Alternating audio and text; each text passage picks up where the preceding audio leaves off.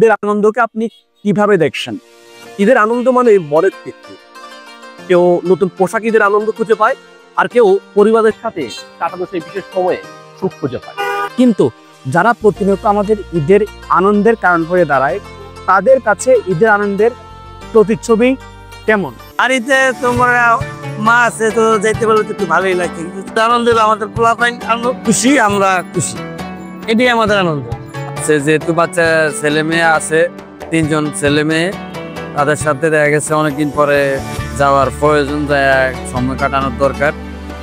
ব্যবসা বন্ধ রাখে হইলেও যাইতে হবে, বেশি থাকা যাবে না, 2-3 দিনের জন্য হইলেও যাইতে হবে। এই যে আনন্দ, এটাই মনে করেন যে কাজকামে আসেন, কাস্টমার নিয়ে আসে, আমরা আনন্দভাবে করে দিই। 10 জোড়া 20 জোড়া 5 জোড়া এগুলো নিয়ে আসে, কাজ করে দিই। ঈদের একদিন আগে যাবো আর কি, চান্দাতে যাবো। আমি এইসব বেচে বাচ্চাদের আনন্দ দিই, আমি নিজেও আনন্দ পাই। এইসব বেচে আমি বাবা মা টাকা দিই, দেশে দেয়, একলগে আনন্দ করে ঘুরে ফিরি।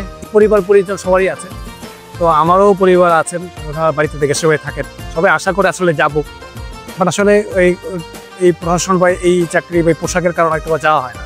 আমার যে ব্যক্তি যে ক্ষুদ্র সুখ, এটাকে ত্যাগ করে আমরা এই আপনাদের বৃহৎ যে একটা জনস্বার্থে যে বিষয়টা, এটা আমাকে ব্যাপক আকারে দেখি এবং এটাতে আত্মতৃপ্তি পাই অ্যাকচুয়ালি।